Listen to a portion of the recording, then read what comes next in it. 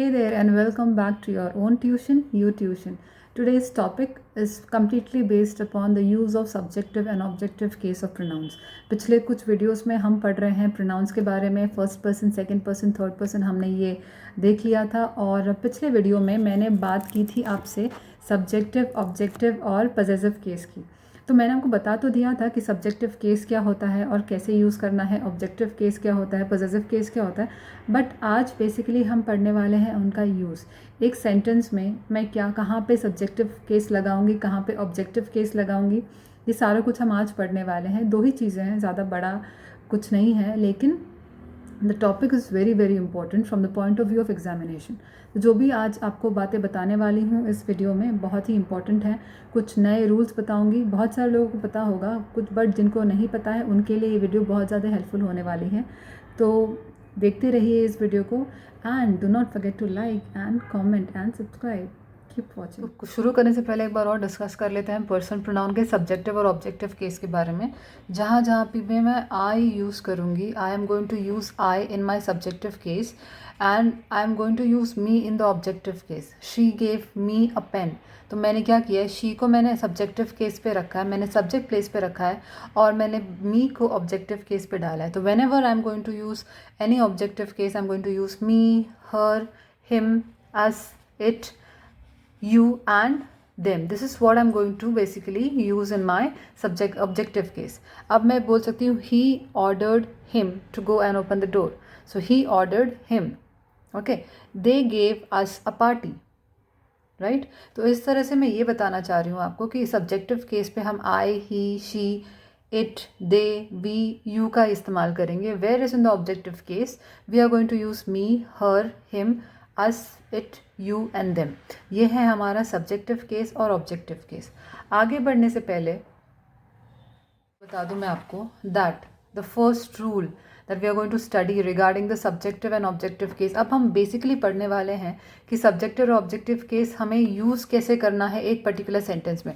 तो हमेशा याद रखिएगा that verb is preceded by the subjective form of pronoun and followed by the objective case।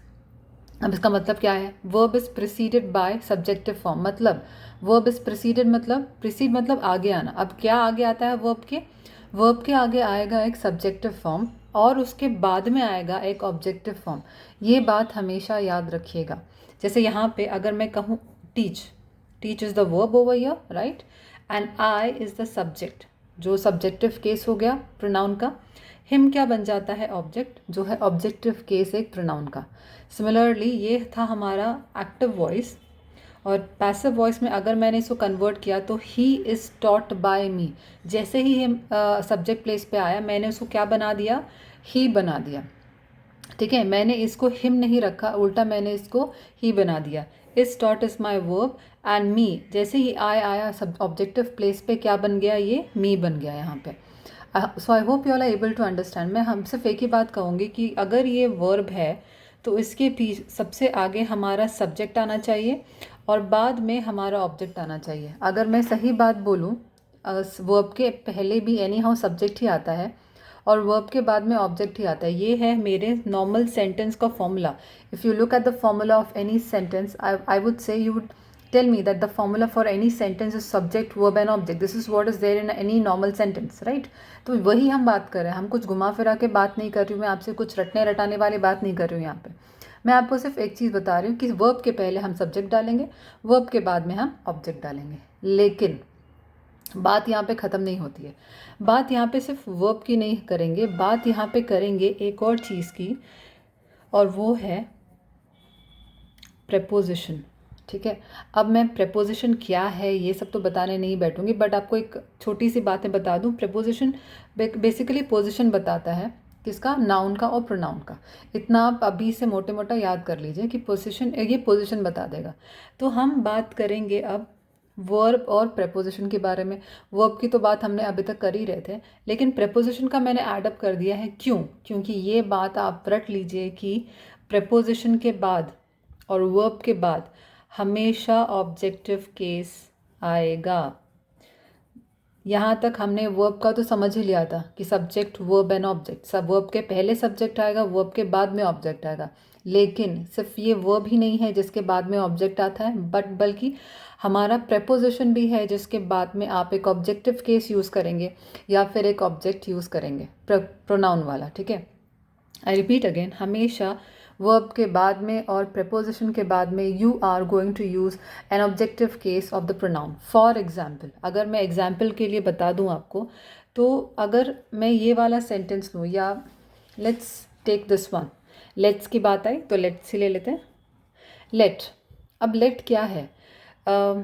let को बोलते हैं assume करना। जब भी हमें कोई चीज़ assume करनी होती है, और समझ लो कि ये है, let's assume that she is so and so, तो हम क्या बोलते हैं? हम let का यूज़ करते हैं। तो बेसिकली let क्या हो गया? let हो गया हमारा verb, राइट? let हो गया हमारा verb। और अगर मैं आपको ये बोलूँ कि let I do this work, अगर मेरा ये सेंटेंस है let I, इसके लिए सॉरी गड़बड़ कर दी यहाँ पे मैंने, let I do this work, is my sentence right? मैंने आपको ये तो बता दिया है कि let is a verb, let is a verb, ये मैंने आपको बता दिया। लेट का मतलब होता है अज्यूम करना, मानना किसी चीज़ को। ठीक है, मान लो कि she does not exist, let's assume that she does not exist. तो हमने क्या किया? लेट के यूज़ से हम ये वो करते हैं कि हम अज्यूम कर लेते हैं, हम मान लेते हैं। मानना हिंदी में होता है और लेट होता है या लेट्स होता है हमारे इंग्लिश में। तो क्या ये जो मेरा सेंटेंस है let I do this work, is this sentence correct? Of course not. The sentence is not correct and the sentence should be. Okay, so what should the correct form be then? If let I do this work, अगर ये गलत है तो सही क्या है? अब मैंने आपसे पहले बता दिया था verb के बाद हमेशा ऑब्जेक्टिव केस लगेगा प्रोनाउन का। ठीक है, तो वर्ब के बाद सब्जेक्टिव केस कैसे आ सकता है? So this is wrong. The actual word should be let me do this work. Okay, the actual sentence should B let me do this work. या फिर अगर मैं कहूँ कि लेट वी रीड टुगेदर, अगर ये मेरा सेंटेंस है that let we read together, again is my sentence correct? Let we read together, let हमारा वर्ब हो गया एज यूजुअल, और वर्ब के बाद में हम सब्जेक्टिव केस नहीं यूज़ करेंगे, हम क्या यूज़ करेंगे? Objective case.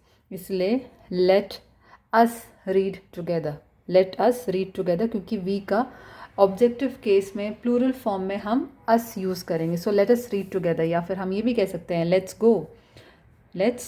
गो और लेट्स डोनेट। तो यहाँ पे जो एस है वो अस का एस है, अपॉस्ट्रोफ एस। ठीक है, तो यहाँ पे अब तक मैंने आपको समझा दिया है कि सब्जेक्ट के पहले वर्ब के पहले हमेशा आप सब्जेक्टिव केस का यूज़ करेंगे और वर्ब के बाद में आप हमेशा objective case of pronoun use करेंगे। तो यही था मेरा rule, and the rule was that the verb should be preceded by the subjective form of verb and followed by the objective case. I hope this is clear. अगले slide में हम बातें करेंगे कुछ सेंटेंसेस की। सेंटेंस के through मैं आपको समझाऊंगी कि क्या सही है क्या गलत है। ठीक है, तो चलिए बात कर लेते हैं कुछ सेंटेंसेस की। सेंटेंस में कुछ गलतियां हैं या फिर कुछ नहीं है, एरर्स होंगे नहीं होंगे, I don't know, let's find out. The first sentence says let you and I try. Second is he is like I. Let he answer the question. Between you and I do not believe he. Fifth and sixth one, the last, we are not as poor as they, let they talk. 6 sentences रखे हैं मैंने आपके सामने। अब इनको आपको check करना है कि क्या ये ग्रामेटिकली सही है, या जो आज का रूल जो मैंने आपको पढ़ाया है कि सब्जेक्ट के वर्ब के पहले सब्जेक्ट आना चाहिए और वर्ब के बाद एक ऑब्जेक्ट आना चाहिए, क्या ये उसको सेटिस्फाई करता है? आइए फाइंड आउट करते हैं। Late you and I try. अब लेट हमारा तो हो गया है वर्ब, ये मैंने आपको पहले ही बता दिया था। Since the starting I am repeating this. अब तक आपको ये याद हो जाना चाहिए कि let is a verb. Okay, you, अगर मैं यू की बात करूँ तो यू आता है आपके सब्जेक्टिव केस में भी, यू आता है आपके ऑब्जेक्टिव केस में भी, तो यहाँ पे तो कोई चेंज नहीं आएगा। और वर्ब है, वर्ब के बाद में ऑब्जेक्टिव केस ही आना चाहिए। So let you and I try. But क्योंकि वर्ब है, वर्ब के बाद ये दोनों जो भी यूज़ हुआ है, this should come in the objective case. The I तो सब्जेक्टिव केस में होता है, तो यहाँ पे क्या आएगा? तो येस, यहाँ पे आ जाएगा me. Let you and me try. Understanding? Let is a verb, you हमारा ऑलरेडी ऑब्जेक्टिव केस है, एंड को जोड़ दिया गया है. क्यों? क्योंकि and is a conjunction, and is joining you and me together. तो यहाँ पे मी आ जाएगा, ना कि I. Similarly he is like I. He यहाँ पे हो गया है हमारा सब्जेक्ट, इज़ हो गया हमारा हेल्पिंग वर्ब, लाइक बन जाता है हमारा verb, main verb. He is like I. He is like I. No, he is like me. यहाँ पे ही इज़ लाइक नहीं आएगा, ही इज़ लाइक आई नहीं आएगा, ही इज़ लाइक मी आएगा, क्योंकि वर्ब के बाद में वही सेम स्टोरी आपको एक ऑब्जेक्टिव केस यूज़ करना है. Let is the verb, he is the subjective case of pronoun. Let he answer the question? No. Instead, let him answer the question. Now this is the objective case of pronoun. Verb के बाद में जो आता है वो हमने वो सही लगा है. Let him answer the question. Between you and I do not trust he. Between you and I. Now between की बात मैं कर रही हूँ. Between क्या होता है? बिटवीन बहुत सारे लोगों को पता होगा, between is a preposition, right. Between is a preposition, और बिटवीन हमेशा एंड के साथ में आता है. तो बिटवीन यू एंड आई क्यों साथ में आता है? क्योंकि प्रेपोजिशन ये जो बिटवीन है, बिटवीन की बात हम तब करते जब हम दो लोग की बात करते. There is a match going on between India and Pakistan. दो टीम्स है, इंडिया और पाकिस्तान, इसलिए हमने बिटवीन का यूज़ किया है, ना कि हम अमंग का यूज़ करेंगे यहाँ पे. बिटवीन और अमंग में बहुत एक छोटी सी डिफरेंस होती है. अमंग तब यूज़ करते हैं जब हम बहुत सारे लोगों की बात कर रहे हैं. बिटवीन तब हम यूज़ करते हैं जब हम दो चीज़ों की, दो सब्जेक्ट्स की या दो पार्टीज़ की बात कर रहे हैं, राइट. तो वहाँ पे हम बिटवीन और एंड का यूज़ करते हैं. इसीलिए बिटवीन एक प्रेपोजिशन है. प्रेपोजिशन के बाद में एक ऑब्जेक्टिव केस आना चाहिए, जो मैंने आपको पहले ही बता दिया. इसीलिए यू हमारा ऑब्जेक्टिव केस ऑलरेडी है. Between you and me. Okay, between you and me I do not believe him. Believing is already a verb, तो ही ना आके यहाँ पे हिम आ जाएगा. पढ़ते हैं नेक्स्ट सेंटेंस की तरफ. We are not as poor as they. Now we are not as poor as they, यहाँ पे दे ना आके ये ऑब्जेक्टिव फॉर्म आएगा, वो है देम. ठीक है. लेट दे टॉक, ये हमारा लास्ट सेंटेंस है. Let is a verb, they is a subjective case of pronoun, जो कट होके हमारा ऑब्जेक्टिव केस लग जाएगा, एंड दैट इज़ देम. तो I hope you all are clear up till now कि मैंने क्या क्या यूज़ किया है. मैंने यहाँ पे एक दो सेंटेंसेस आपको प्रेपोजिशन के दिए हैं, और कई सारे सेंटेंस मैंने आपको वर्ब के दिए हैं यहाँ पे. तो आई होप अब तक ये क्लियर है कि क्या है. एक बार और रिविजन करा देती हूँ. Let is a verb over here. You आपका ऑब्जेक्टिव केस है, इसलिए आई भी ऑब्जेक्टिव केस में आएगा. आई गलत है, यहाँ पे मी लगेगा. Late you and me try. He is like मी, क्योंकि लाइक यहाँ पे वर्ब नहीं है, ये लाइक यहाँ पे एक प्रेपोजिशन का काम करता है. आपको ये हमेशा सेंटेंस में ध्यान देना पड़ेगा कि आपके जो वर्ड्स हैं वो किस तरह से एक्ट कर रहे हैं. अगर ही लाइक्स मी होता तो वो लाइक वर्ब हो जाता, लेकिन यहाँ पे ये लाइक प्रेपोजिशन का काम कर रहा है, वो मेरे जैसा है. तो यहाँ पे ये लाइक प्रेपोजिशन का काम कर रहा है, इसलिए ही is like me. Like preposition के बाद भी हमारा ऑब्जेक्टिव केस आता है, इसलिए यहाँ पे मैंने आई को कट करके मी लगा दिया है. Let him answer the question. Let is a verb, और वर्ब के बाद हमेशा आपको objective case of pronoun use करना है. Between you and me I do not believe him.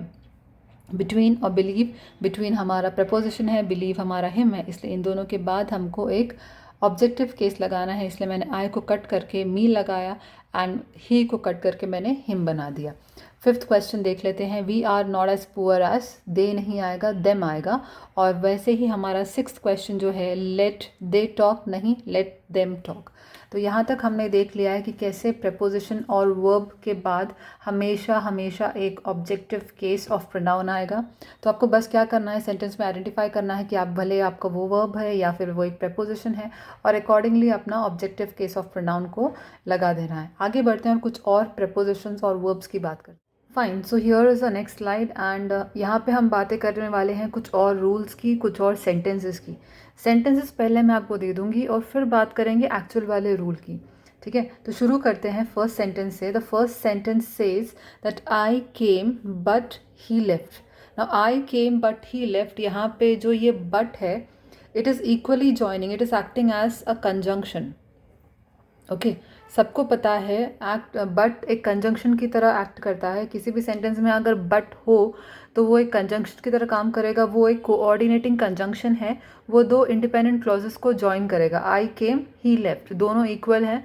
और कंजंक्शंस का काम ही बेसिकली ये होता है, वो या तो एक दो फ्रेजेस को जॉइन करेंगे, या दो क्लॉजेस को जॉइन करेंगे, या दो सेंटेंस को जॉइन करेंगे। बोलने का मतलब ये है कि इक्वली जो लेवल के चीज़ें होती हैं, कंजंक्शंस उनको जॉइन करते हैं। लेकिन if I come to my second sentence, everybody but he was present for the meeting, means everybody was present for the meeting except him. इसका मतलब क्या है यहाँ पे? क्या ये but मेरा कंजंक्शन की तरह काम कर रहा है? Everybody was present in the meeting but he was not. तो यहाँ पे क्या कर रहा है? मैंने आपसे कहा था, अभी जस्ट बताया मैंने आपको कि कंजंक्शन वो कनेक्टर है जो दो इक्वल चीज़ों को जॉइन करता है। अगर ये क्लॉज है तो ये भी क्लॉज होगा, ये फ्रेज है तो ये भी फ्रेज होगा। बट ये एवरीबडी है, एवरीबडी के आगे पीछे कुछ लगा नहीं है। तो क्या ये बट कंजंक्शन है? एक्चुअली नहीं। बहुत लोगों को पता होगा कि कंजंक्शन बट जो है वो कंजंक्शन के अलावा एक और रोल प्ले करता है। बहुत लोगों को नहीं पता होगा, पर जिनको नहीं पता है उनके लिए बता दूं, the but over here is a preposition. मैंने ये वाला सेंटेंस जानबूझ के डाला था यहाँ पे ताकि आपको पता चले क्या डिफरेंस है कंजंक्शन में, और जब एक बट प्रेपोजिशन की तरह एक्ट करेगा, दोनों में क्या डिफरेंस होता है। तो everybody but he was present for the meeting, is the sentence right? मैंने पहले ही आपको बता दिया है, when verb, object, preposition and object, you have to just remember these two things. verb के बाद भी आपका ऑब्जेक्ट आएगा, preposition के बाद भी आपका ऑब्जेक्ट आएगा। अब जब मैंने आपको बता दिया कि यहाँ पे ये but जो है this is acting as a preposition, ये ही क्या ऐसे ही रहेगा? नहीं, ही का फॉर्म क्या हो जाएगा? ऑब्जेक्टिव फॉर्म हो जाएगा। तो the sentence should be everybody but him was present for the meeting. I hope the first two sentences are clear. First sentence में तो कोई गड़बड़ नहीं थी, बट वो मैंने खाली आपको लिखा था ताकि आपको डिफरेंस बता सकूं कि बट कंजंक्शन की तरह कब एक्ट करता है और एक प्रेपोजिशन की तरह कब एक्ट करता है। आगे बढ़ते हैं। Sorry, I laughed at she. At फिर से मेरा प्रेपोजिशन हो गया। I laughed at she, no that's wrong. I laughed at her. I teach he, no, teach is again a verb, I is a subject. यहाँ पर भी I एक subject था, लाफ्ड वर्ब था। एट मेरा प्रेपोजिशन हो गया, इसलिए प्रेपोजिशन के बाद आपको एक ऑब्जेक्टिव केस डालना है। वर्ब के बाद में भी ऑब्जेक्टिव केस डालना है, तो ही का आपको करना होगा हिम। आई टीच हिम, ना कि I teach he. I teach he, I teach he, it's very wrong. I teach him, I teach her. Okay, आगे बढ़ते हैं। All doubts are cleared between you and I. ना, all doubts are cleared मैंने आपको पहले भी बताया था। बिटवीन की बात हम पहले भी कर चुके थे। मैंने आपसे कहा था बिटवीन इज़ अ प्रेपोजिशन, ये सभी को पता होगा। बिटवीन, अमंग, ये सारे वैसे प्रेपोजिशंस हैं जिसमें बहुत सारे लोग कंफ्यूज हो जाते हैं, बट बिटवीन हमेशा एंड के साथ में आता है। It comes together along width between, and comes together along width between. अब ये इसलिए होता है क्योंकि मैंने आपको कल भी बताया था, सॉरी पिछले वाले स्लाइड में बताया था कि बिटवीन तब आता है जब आप दो चीज़ों को बात कर रहे होंगे। ओके, तभी आता है। तो यहाँ पर भी दो लोगों की बात हो रही है, यू एंड आई की बात हो रही है। But what I mean to say over here is between तो हमारा प्रेपोजिशन है। यू तो चलिए ठीक है, यू तो ऑब्जेक्टिव केस में भी लग जाता है, but what about I? I का क्या? तो all doubts are cleared between you and me. This is your right sentence. Clear? So there is no problem between she and I. There is no problem between her and me. ये है आपका actual sentence. ऐसा होना चाहिए आपका actual sentence. Problem नहीं है किसमें? उसमें और मुझ में। ठीक है, कोई भी प्रॉब्लम नहीं है हमारे बीच में। तो क्या लिखूंगी मैं? She and me, she and I लिखूंगी? नहीं, मैं उसमें she and her and me लिखूंगी। क्यों? क्योंकि बिटवीन जो है ये मेरा प्रेपोजिशन है, और प्रेपोजिशन के बाद में हम हमेशा ऑब्जेक्टिव केस यूज़ करते हैं। Now everybody attended the party except for he, this is the last sentence. और लास्ट सेंटेंस की अगर मैं बात करूँ तो एक्सेप्ट क्या है? एक्सेप्ट फॉर ये है आपका प्रेपोजिशन। जी हाँ, ये भी आपका प्रेपोजिशन है। एक्सेप्ट भी प्रेपोजिशन है, एक्सेप्ट फॉर भी आपका प्रेपोजिशन है। कंपाउंड प्रेपोजिशन क्या है? जैसे कि हमारे पास कंपाउंड कंजंक्शंस होते हैं, वैसे ही हमारे पास कंपाउंड प्रेपोजिशंस भी हैं। राइट। तो यहाँ पे क्योंकि ये एक्सेप्ट हमारा प्रपोजिशन है इसलिए everybody attended the party except him.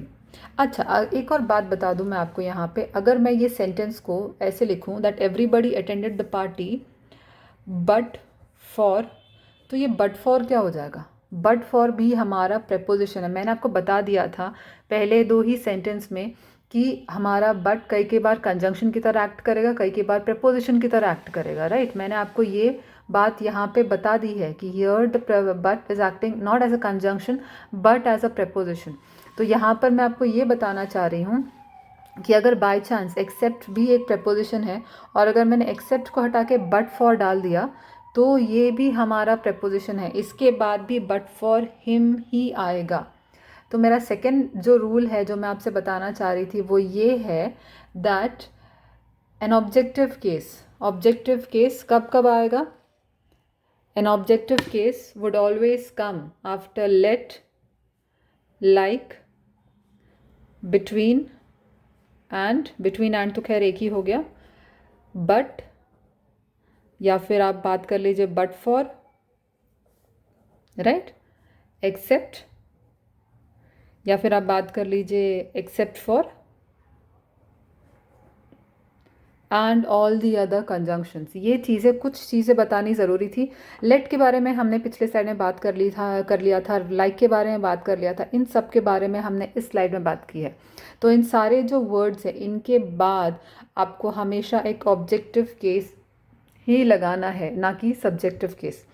तो आई होप ये दो रूल्स मेरे क्लियर थे। पहला तो था एक सब्जेक्ट वर्ब एंड ऑब्जेक्ट वाला, वर्ब के बाद पहले हमेशा एक सब्जेक्ट आएगा, वर्ब के बाद हमेशा एक ऑब्जेक्ट आएगा, प्रेपोजिशन के बाद में भी हमेशा एक ऑब्जेक्ट आएगा, और इन सारे वर्ड्स के बाद भी जो कि एक वर्ब भी हैं कुछ इसमें प्रेपोजिशंस भी हैं, इनके बाद में भी हम हमेशा ऑब्जेक्टिव केस का ही यूज़ करेंगे, objective case of pronoun use करेंगे, ना कि subjective case of pronoun.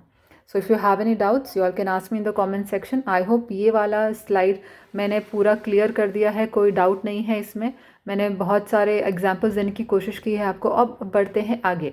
Objective case तो मैंने क्लियर कर दिया है, अब बात करते हैं सब्जेक्टिव केस की। Okay, so let's now jump upon two the subjective case of pronouns. अब सब्जेक्टिव केस पे जाने से पहले मैं आपको कुछ सेंटेंसेस दूंगी और आप कोशिश करके मुझे बताइएगा कमेंट सेक्शन में कि क्या सही है।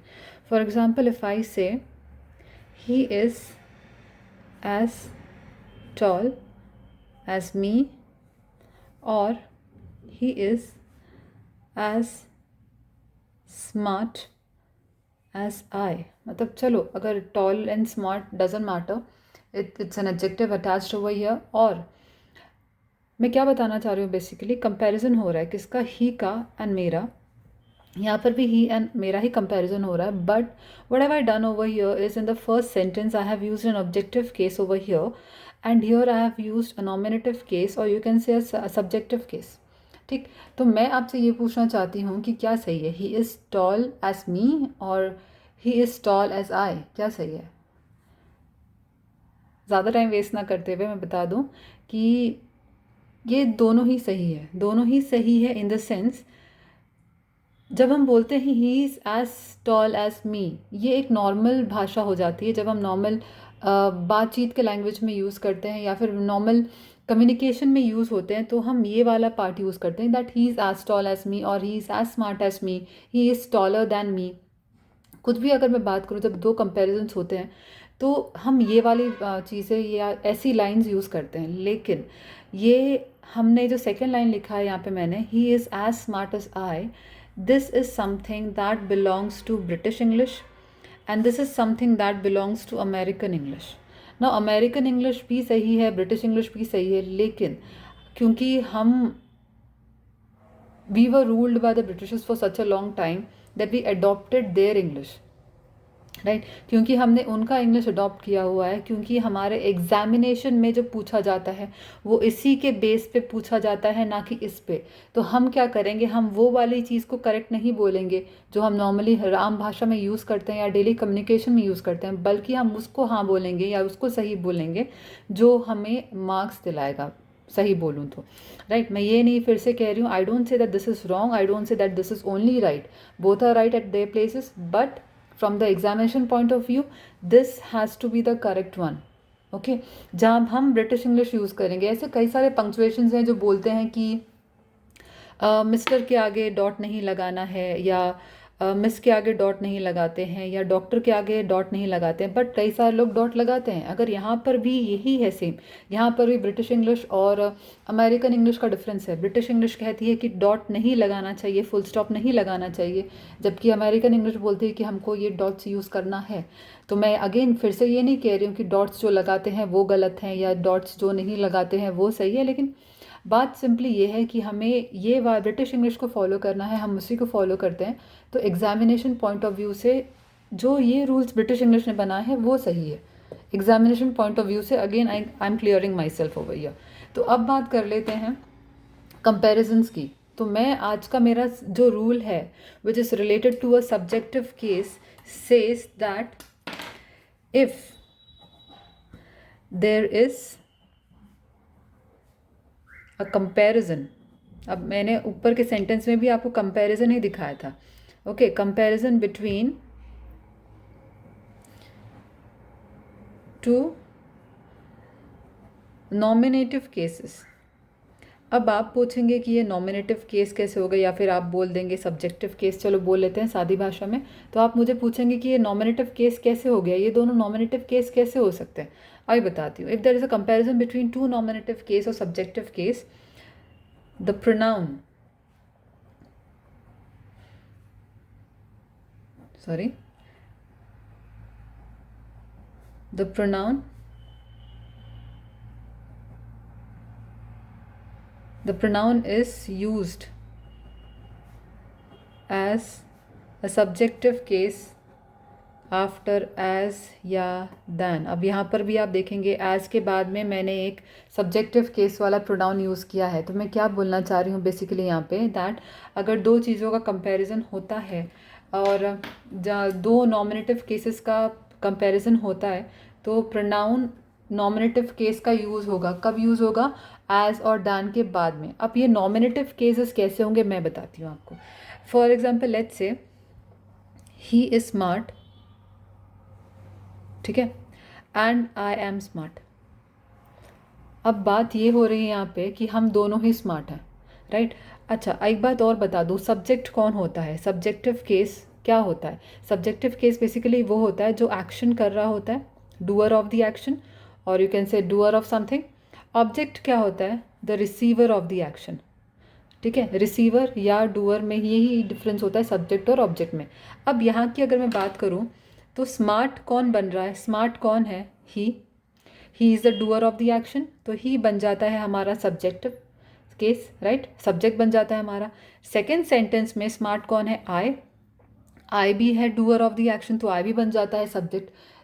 इसीलिए जब मैं कह रही हूँ कि दो लोगों को जब कंपेयर करते हैं उनके, और वो दोनों सब्जेक्ट हैं अपनी अपनी जगह पे, अपनी अपनी जगह पे वो दोनों एक्शन कर रहे हैं या कुछ डूअर हैं अपनी अपनी जगह पे, तब जब उनका कंपैरिजन होता है तो ऑब्जेक्टिव केस में भी, जहाँ पे ऑब्जेक्टिव केस आना चाहिए वहाँ पर भी ऑब्जेक्टिव केस ना आके सब्जेक्टिव केस का ही यूज़ करते हैं। For example, if there is a comparison between two nominative cases, the pronoun used after as and than is also your nominative case only, हमेशा नॉमिनेटिव केस में ही आएगा।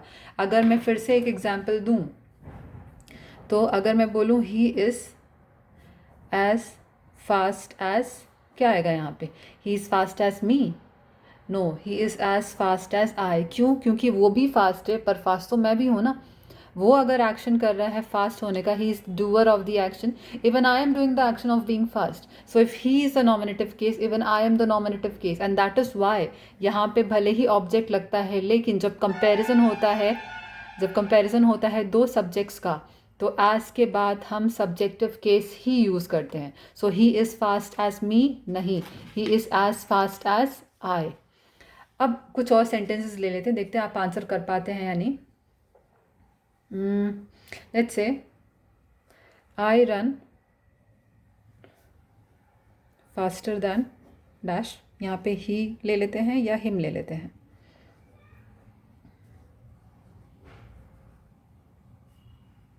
Second sentence है she is as beautiful as I और me. इन दोनों को ले लेते हैं और क्या ले सकते हैं?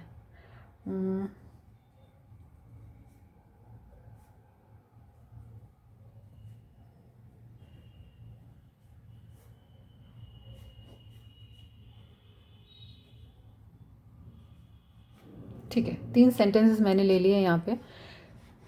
देख लीजिए सेंटेंस। अब मुझे बताइए कि यहाँ पे आंसर क्या क्या होना चाहिए। I run faster than him, कायदे से तो हिम आना चाहिए, लेकिन क्योंकि मैं भी दौड़ रही हूँ ज़्यादा तेज़ और वो भी दौड़ रहा है ज़्यादा तेज़, दोनों ही एक्शन कर रहे हैं, इसीलिए यहाँ पे हिम ना लगा के मैं ही लगाऊंगी। I will be using the subjective case. Okay, she is as beautiful as me, नहीं, she is as beautiful as I, because who is doing the act of being beautiful, she भी कर रही है और मैं भी कर रही हूँ, तो हम दोनों ही सब्जेक्टिव केस हो गए, हम दोनों ही सब्जेक्ट्स हो गए, इसीलिए हम यहाँ पर भी नॉमिनेटिव केस का यूज़ करेंगे और आई लगाएंगे। शी इज़ एज, सॉरी यहाँ पे मैं एज लिखना भूल गई, she is as intelligent as he और हिम, ये भी इंटेलिजेंट है और वो भी इंटेलिजेंट है, दोनों ही इक्वली इंटेलिजेंट हैं, तो she is as intelligent as he. तो आई होप अब आप समझ गए होंगे डिफरेंस क्या है, सब्जेक्टिव केस का यूज़ कब करना है। मैं फिर से बता देती हूँ, just to give you all a quick recap.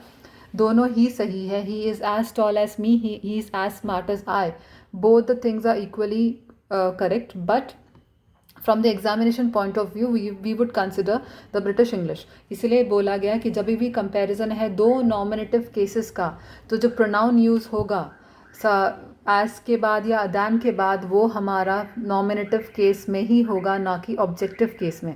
Nominative case over here means subjective case and not objective case.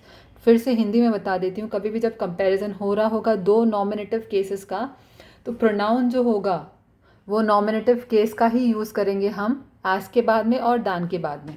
क्यों? क्योंकि सब्जेक्ट के लिए मैंने आपको ये बताया था, दोनों ही सब्जेक्ट हैं, दोनों ही डूअर ऑफ द एक्शन है, दोनों ही एक्शन परफॉर्म कर रहे हैं वहाँ पे, इसीलिए कोई ऑब्जेक्ट है ही नहीं वहाँ पे कोई ऑब्जेक्ट लेने वाला नहीं है, कोई रिसीवर ऑफ द एक्शन नहीं है, इसीलिए हमने बोला that he is as fast as I run faster than he.